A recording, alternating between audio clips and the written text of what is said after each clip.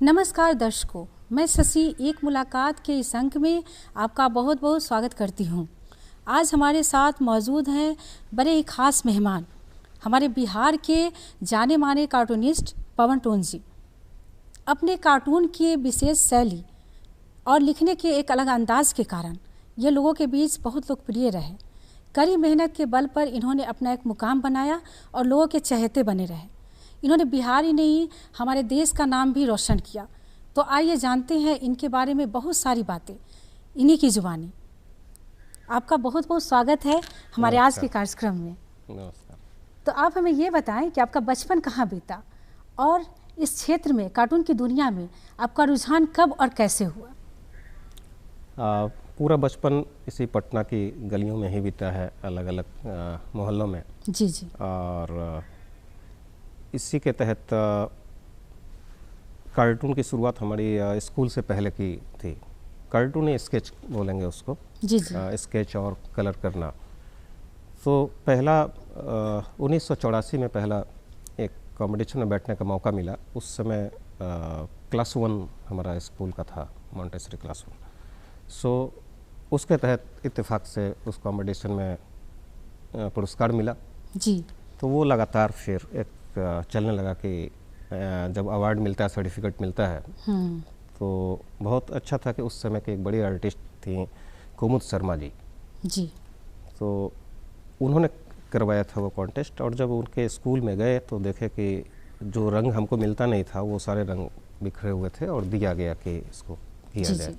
तो वो शौक़ जो लगा वो लगातार रहा, मतलब चलता रहा वो, और लगातार करते रहे। वो अच्छा था कि उस समय पत्रिकाएं आती थी घर में, अखबार के अलावा।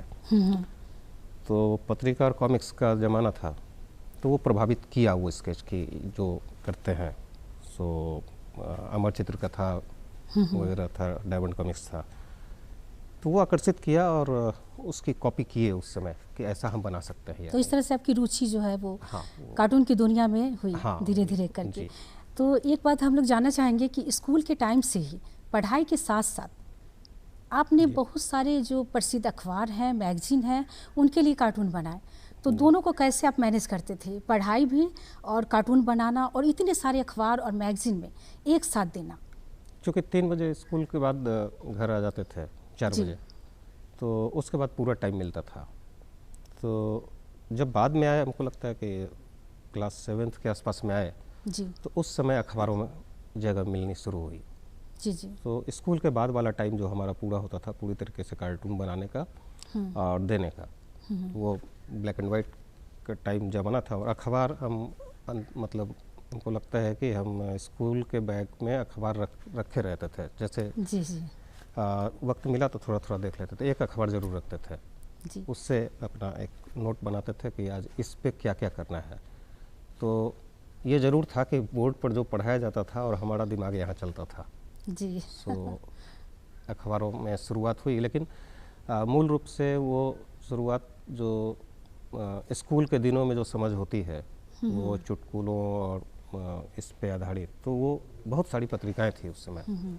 उन पत्रिकाओं ने मदद की कि लगातार बनाना, पोस्ट से भेजना और फिर इंतज़ार करना कि कौन कार्टून किसको पसंद आया।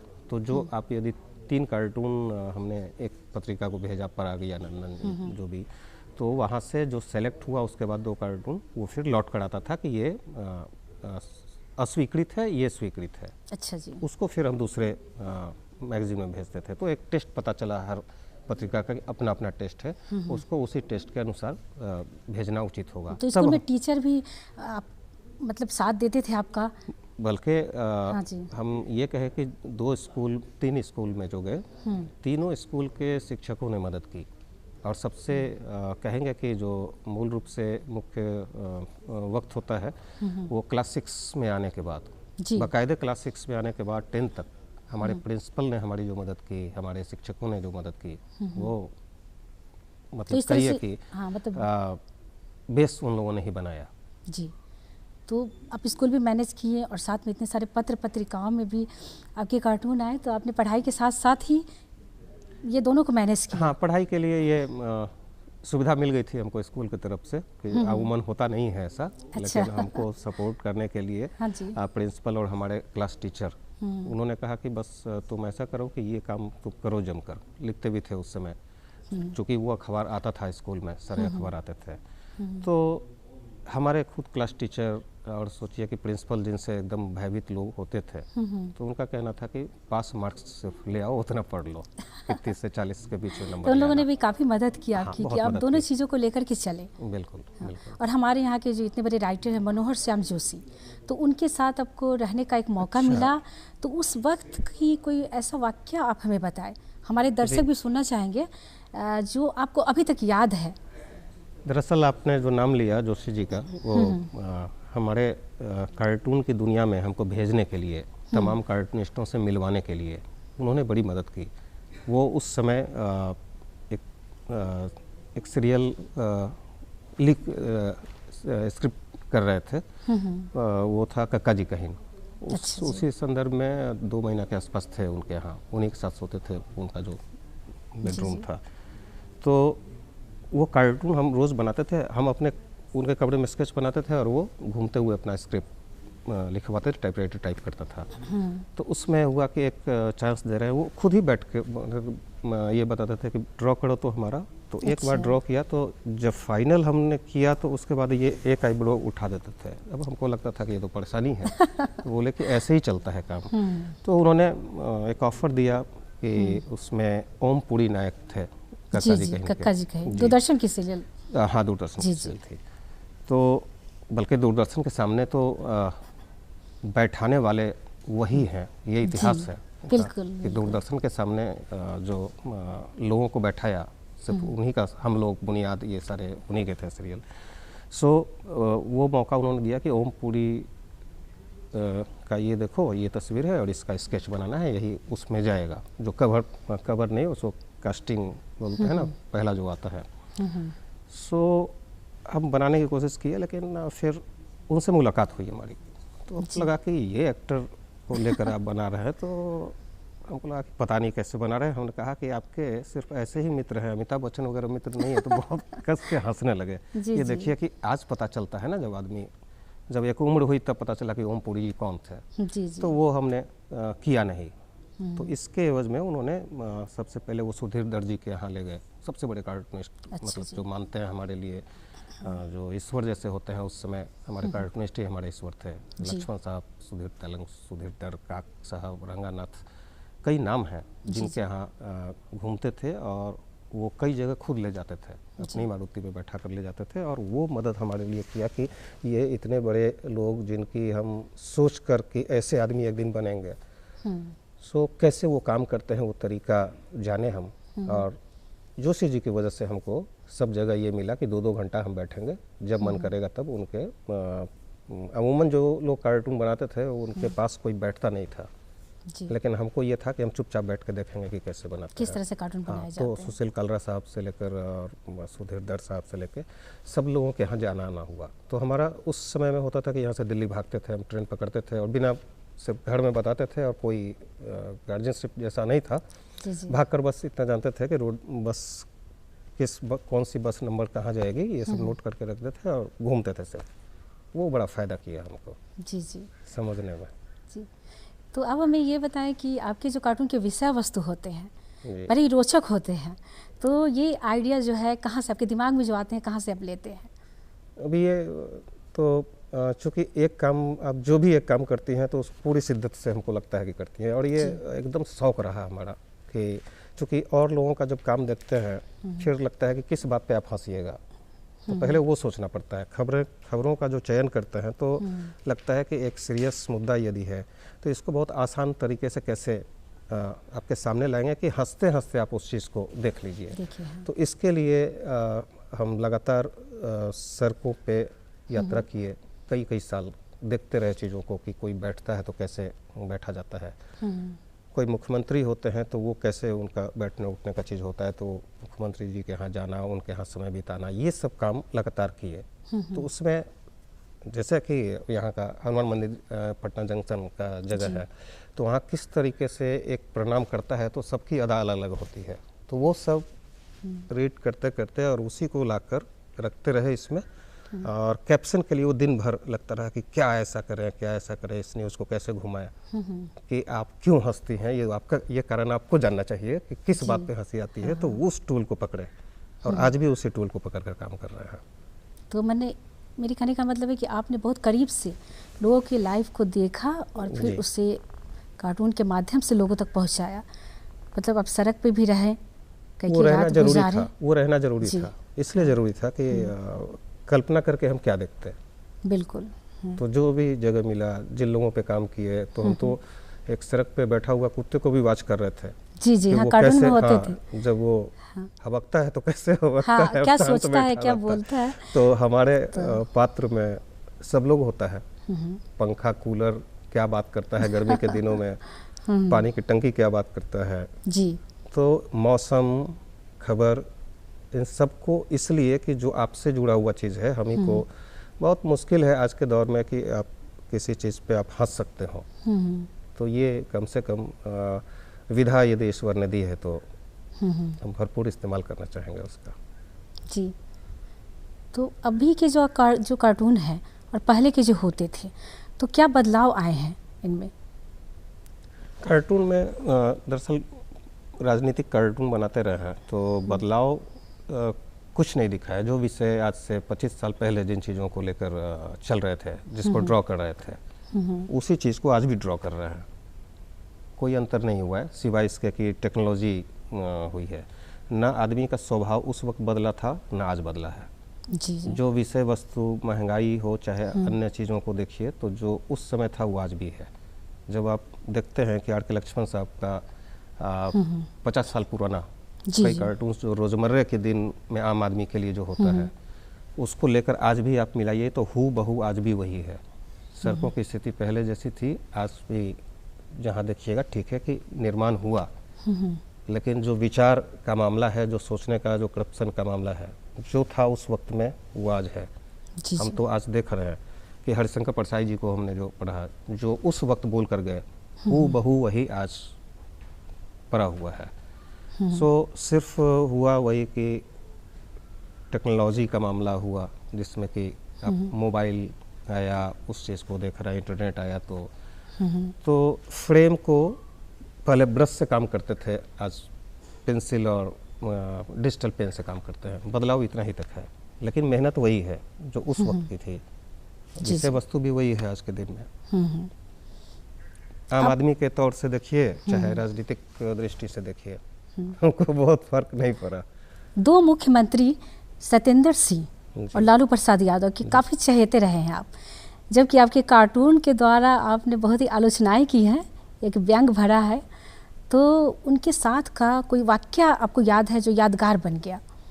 ये वाक्य कई है, लेकिन ये था कि आलोचना उसको क्या कहिएगा कि कार्टून का अपना जो विषय वस्तु होता है, चूँकि हम इस राज्य में हैं, तो इस राज्य के जो प्रतिनिधि होते हैं वो कैसा काम करते हैं, तो उसको कार्टून के माध्यम से दिखाते हैं। और अच्छी बात यह है कि जिनको दिखाते हैं, कम से कम उनको ये समझ में आया कि एक आईना मेरे सामने होना चाहिए कि हम क्या कर रहे हैं, उसकी समीक्षा होनी चाहिए। तो उस समीक्षा के तहत उन्होंने किया कि ये कार्टून्स को उन लोगों ने समझा। इन दोनों ने, बल्कि हमको लगता है कि 5 मुख्यमंत्री यहाँ जिनके वक्त में काम किया उनसे मिलते जुलते रहे। तो उस टाइम में जब उम्र हमारी 7th के आसपास में रही होगी, उसी ज़माने से जाना शुरू किए जिन मुख्यमंत्री की आप नाम ले रहे हैं, सत्येंद्र जी के। सो बहुत पसंद आता था उनको। हर रोज़ वो कार्टून जो छपता था उन्हीं के लिए, जो जिसको आप बोल रही है कि उनकी आलोचना करते थे, तो सही बात, आलोचना ही सही, वो देखते थे। और उन्होंने एक बार हुआ कि इस दौरान में प्रभावित होकर उन्होंने कहा कि तुमको हमको कुछ देने का मन कर रहा है। सो हम बोले कि तुम्हारा और पसंद क्या है? तो आपसे उन्होंने पूछा? हाँ जी। और बताओ कि ये कार्टून के अलावा दूसरा कोई शौक हो तो हम बोले कि फ़ोटोग्राफी हम करना चाहते हैं। जी। तो फोटोग्राफी, तो कैमरा कैसा चाहिए? तो बोले कि कैमरा उस समय हमारे बाबूजी हमको गिफ्ट किए थे जब अवार्ड मिला था, तो हॉट स्पॉट का था, पतला सा बना था। तो बोले कि इस कैमरा से, तो उस कैमरा से हमने उनकी तस्वीरें भी खींची, प्रिंट करवा के दिया। तब उन्होंने कहा कि अरे ये भी शौक है। तो कैमरा के लिए उन्होंने कहा कि बढ़िया कैमरा दिलवाते हैं। उन्होंने नीचे फ़ोन किया तो वो लाल बत्ती गाड़ी में अब हमको भेज दिया गया। यहाँ का सबसे बड़ा दुकान था। अच्छा जी।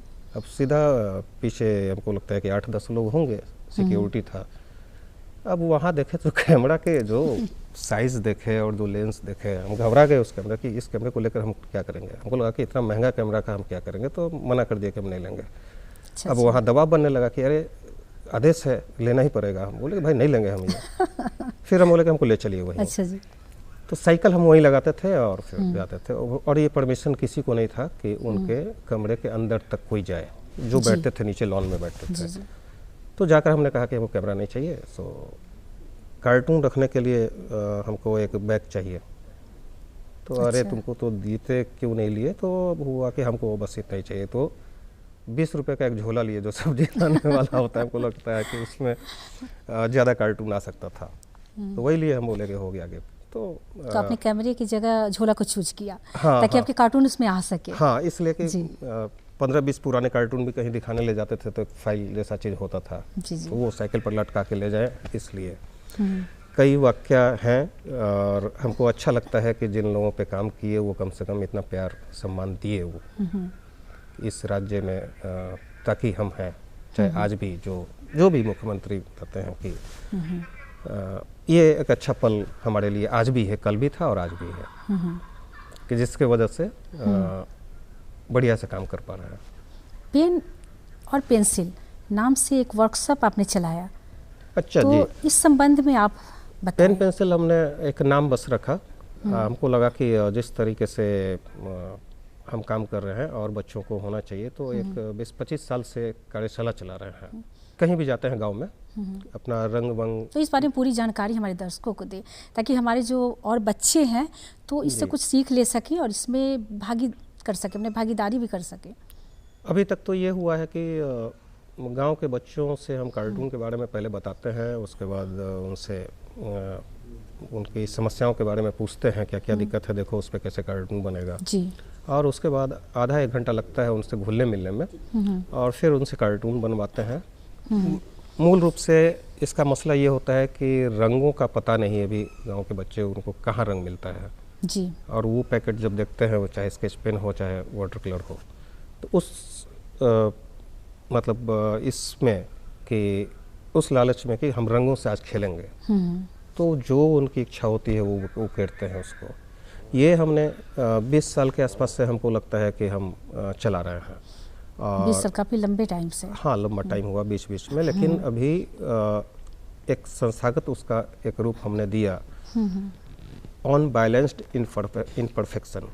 इस नाम से हम बच्चों के लिए अब एक डिजिटल प्लेटफॉर्म ऐसा तैयार करेंगे कि यदि कोई गांव में है, कोई कहीं है, जैसे हमसे बात होती है कि कोई कार्यशाला हो, तो सप्ताह में 2 दिन हम बैठे कि आप अपना काम करके इस पे भेजिए और इस पे सुधार करके हम भेजते हैं कि कैसे इसमें सुधार की गुंजाइश है। तो अभी इस कोशिश में लगे हुए हैं हम कि कोई एक क्लासरूम यदि हम बनाते हैं तो मुश्किल इस बात का है कि उसी एरिया के बच्चे आएंगे वहाँ। बिल्कुल। लेकिन जब लोग मिलने आते हैं तो कहते हैं कि हमारा बच्चा बहुत इंटरेस्टेड है, तो उसको कैसे करेंगे। तो प्लेटफॉर्म में यही हो सकता था कि गांव-गांव जा कर के, वो तो हमने किया जी।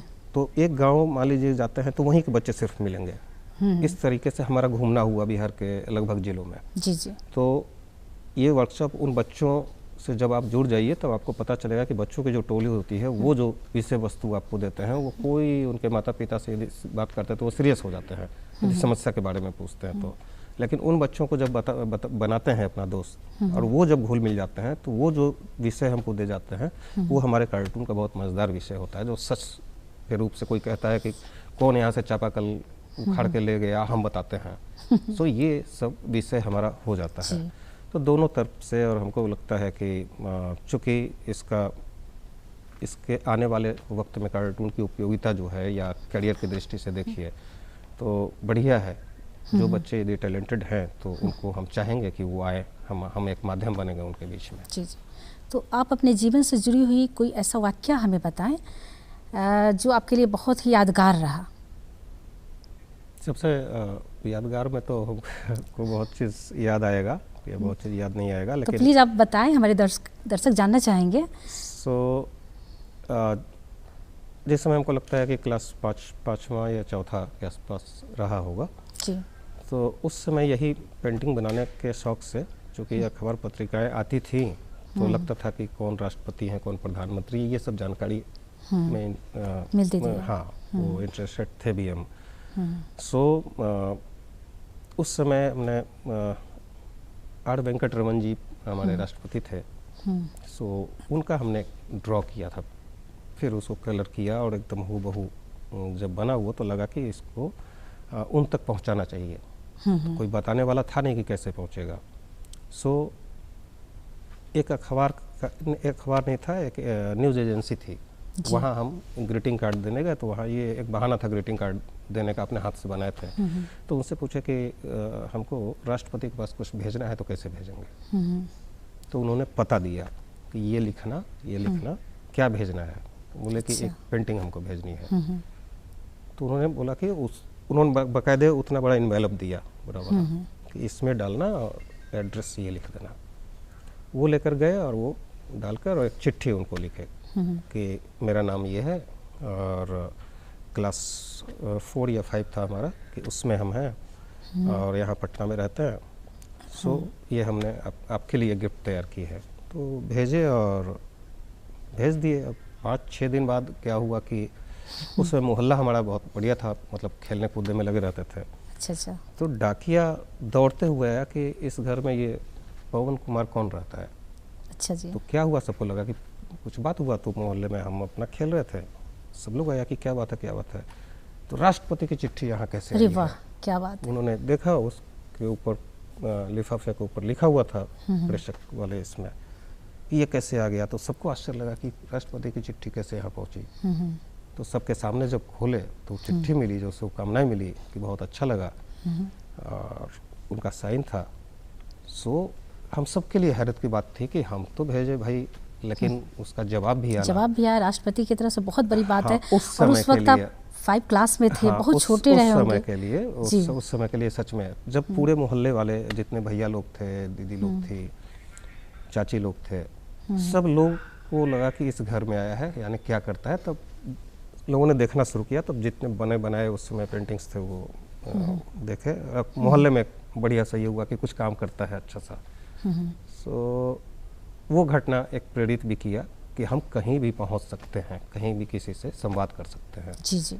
तब हम कार्टूनों को लेकर तमाम अखबार और पत्री स्टॉल पे बैठ के सबका नंबर नोट किए, तरीका जाने। और वो नंबर जब नोट किए तो उसके आधार पर फिर कार्टून हमारा भेजना या किन्हीं से बात करना होता चला गया। जी। जितने बड़े संपादक इस देश के रहे अलग अलग अखबारों के, तो हम तो भेजते थे और उधर से जवाब भी आता था। वो चिट्ठियों का दौर, काफी चिट्ठियां आती होगी उस वक्त। बहुत मजेदार दौर था, बहुत ज्यादा चिट्ठियां जो आज भी आपके लिए बहुत यादगार रहे होंगे। हाँ, यादगार है, आज तक यादगार है। तो अभी बच्चों के लिए क्या संभावनाएं दिखती हैं कार्टून की दुनिया में? अभी बल्कि उसी के लिए कोशिश भी कर रहे हैं। संभावनाएं तो बहुत अच्छी संभावनाएं हैं। अभी देखिए कि ये कार्टून्स अभी रास्ते बदल कर कहाँ तक पहुँचे हैं। आज संस्थाएं हैं, निफ्ट जैसी चीज़ें हैं, NID है। सो हम चाहेंगे कि एक तैयारी उनकी, मतलब क्लास 6 से लेकर, चूँकि 9th के बाद उनका अपना पढ़ाई का मामला होता है, 9th से 10th जो बोर्ड का एग्ज़ाम होता है। तो मूल रूप से 6 क्लास से 8वें तक की एक तैयारी उनको हो जाए। और अभी के बच्चे बहुत फास्ट हैं इस मामले में, कई चीज़ें देख रहे हैं, वो ड्रॉ कर रहे हैं, बहुत अच्छे बच्चे निकले हैं जी। सो उनके लिए हमको लगता है कि कुछ करने जा रहे हैं जी। वो जल्द हम बताएंगे लोगों को। तो चलते चलते आप हमारे युवा पीढ़ी को जो करियर के रूप में जी इस क्षेत्र में आना चाहते हैं जी, तो क्या संदेश देना चाहेंगे? हमको लगता है कि पूरे मूल रूप से जो आना चाहते हैं पूरी तरीके से अभी चीज़ों को खंगाले कि कहाँ क्या चल रहा है। गूगल बढ़िया जगह है, उनको मिले और फॉलो करें। बहुत सारे इंस्टीट्यूशन हैं अभी, उस तरफ जाने की दिशा में वो काम करें। हमको लगता है कि बहुत अच्छा फील्ड है, आना चाहिए जी। बस यही है कि पूरी तरीके से जो हमने किया है उस तरीके से वो ध्यान बस वहीं पे लगा के रखें। ध्यान रहे और एक संघर्ष है। हाँ, आप ऐसा नहीं कि ये काम कर लिए फिर ये सफल नहीं हुए तो दूसरा काम कर लिए, एकदम तय कर ले और तभी उस फील्ड को ज्वाइन करें। बहुत सुंदर फील्ड है जी जी, बहुत करियर की दृष्टि से भी और आपके मन लगने की दृष्टि से भी। तो सर आप यहाँ आए और अपना कीमती समय दिया हम लोगों को और अपने बारे में इतनी जानकारियाँ दी, तो इसके लिए आपका बहुत बहुत धन्यवाद। शुक्रिया शुक्रिया। आज के लिए बस इतना ही। अगले अंक में हम फिर मिलेंगे एक नए शख्सियत के साथ। तब तक के लिए मुझे और मेरी पूरी टीम को दीजिए इजाज़त। नमस्कार।